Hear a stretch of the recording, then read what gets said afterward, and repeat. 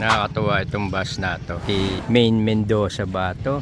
Andito kami sa mismong likuran ng Philippine Arena, the world's largest indoor arena. May parking dito, maluwag, may bayad na 50 pesos, fix na yon. Tapos may mga kainan, no. Siguro maya-maya magbubukas na yan mga yan. Sa ngayon kasi mag-aalas 5 pa lang, medyo mainit pa nga. Ang isang napansin ko, may mga basketball court, oh. Ganda. And then maluwag yung parking, or siguro dahil walang happenings ngayon, ano, parang mapapansin mo yung mga nagja-jogging magpa-park dito. Tapos maganda kasi, maganda yung lugar, maluwag.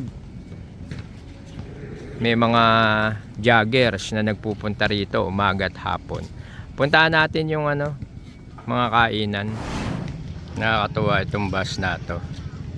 Bus siya, oh, nakalagay #LoveForEmbrace.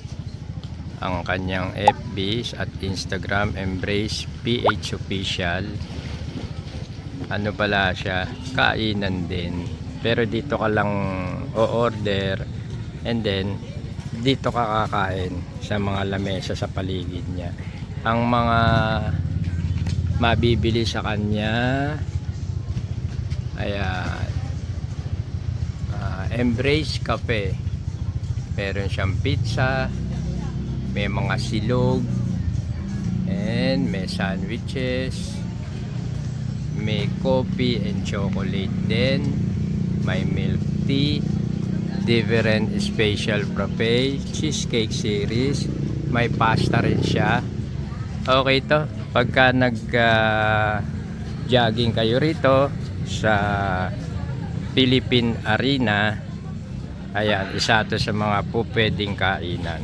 At katabi ng LoveForEmbrace, eto namang food cart na to, Main Shawarma and Kebab. Ang hindi ko lang alam kung Main Mendoza ba to. Shawarma naman to. Ang shawarma niya, ayan, no, shawarma black, shawarma rice, kebab, shawarma. Tapos etong kanyang kebab, oh, mukhang masarap. Sarap na babalik-balikan. Dito rin yan sa loob ng Philippine Arena. Isa yan sa mga makikita mong kainan dito sa loob, na pagka nag-jogging ka, maraming kainan dito sa loob ng Philippine Arena. Isa sa napuntahan natin, etong si Mami Ace Kitchenette. Ito yung kanilang mga tinda, oh. Jumbo siomai, pork beef chicken, dynamite. At ayan, bumili na yung, may sinaitan? Bumili na yung aking apo. Ano nga po tawag dito? Price na anong flavor po siya? Sour cream. And then magkano po ito? 100. Ano to large. Ayan, titikman natin yung price ni Mami Ace Kitchen. Apo, pakilagay na lang po saglit. Ni Mami Ace Kitchen. Teka, Nathan.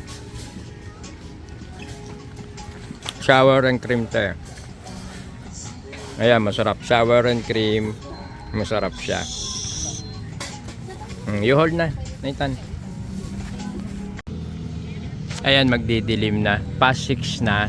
Nagsimula nang magbukas yung mga ilaw dito sa likuran ng Philippine Arena.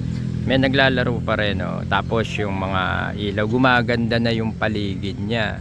At yung puti na yon, yung nakikita nyo, yun yung mga kainan. Kaya kung kayo magja-jogging dito, hindi kayo magugutom kasi marami kayong makakainan. Ito yung mismong likuran ng Philippine Arena. Ang ganda rito, maganda mag-jogging, maluwag ang parking, maraming kainan. At ayun yung Main Shawarma and Kebab. Ayun. Hindi ko lang alam kung kay Main ba yan. Yung ilaw niya medyo nagre-reflect na. Tapos ayun yung bus na kainan din. Ang ganda rito sa Philippine Arena. the world's largest indoor arena. Ayan, oh. Minsan magwo-walk tour tayo rito sa hapon, yung ganyang bukas na yung mga ilaw, iikutin natin tong buong Philippine Arena. Eto siya, oh. Wow, ang ganda niya. Likuran pa lang yan. Next time yung harapan ng kukunan natin. Ganda niya. At ang ganda ng paligid talaga. Yung kaya swerte yung mga malapit rito, yung mga taga Bukawi, Marilao, Bulacan.